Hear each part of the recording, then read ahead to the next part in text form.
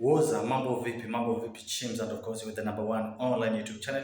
Channel yetu nambari moja kwa burudani, channel yetu nambari moja kwa kumbea na umbea si kazi. Kazi ni kutafuta. Na siku zote natia bidii ili kuhakikisha nakuletea habari kemkem kutoka kijijini hadi mjini. Na leo niko na jembe la majembe, yani the kiddies, the jembe ndani ya Chims TV. Hebu sikia anachowaambia wale wasanii. Na nikuulize, ni vigezo gani ambazo unazingatia wakati unatunga muziki wako? Vigezo, naangalia jamii wanapitia nini. Kenya kuna shida sana. Kenya watu wana stress, watu watumbo magunia.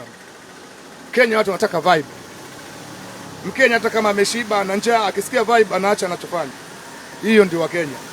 Kwa hivyo angalia sana unapotunga nyimbo, usitunge kutokana na feelings zako wewe.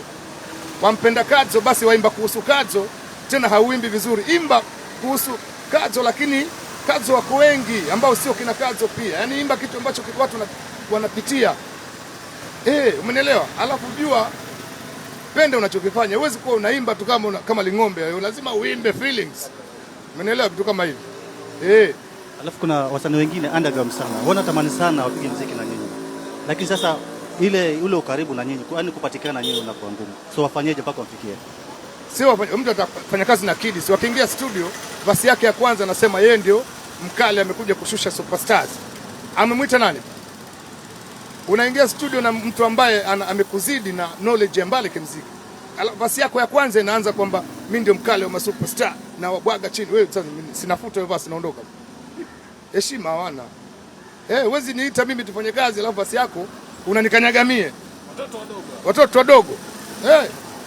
Discipline muhimu. Mbona si tupo bado? Okay, sasa swali ya mwisho. Kuna msanii fulani anajiita Nice Williams. Anakufuatilia sana kazi zako. Na anatamani sana kufanya kazi na wewe. Je, unaweza mwambiaje mpaka kufikia? Haya, kabla hujanifikia aitwa Nice Williams. Nice Williams, audio bei ya chini 6,000. Video bei ya chini 30,000 kwenda juu. Ukitoka hapo kuzunguka radio station zote ni pesa. Huwezi vaa nguo moja kila radio station wala TV station. Huwezi enda Nairobi kwa mguu. Yaani lazima ajue hayo mambo yote.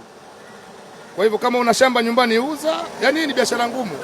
Kauze shamba ambalo ni maisha yako, hapo ungia kwenye muziki utaniambia. Take your time, ama?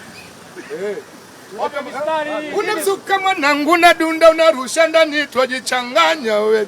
Ujimix na madu, ujimix na masela pari twaichanganya. Watu amua leo. Kamua ngenje kitabu dade.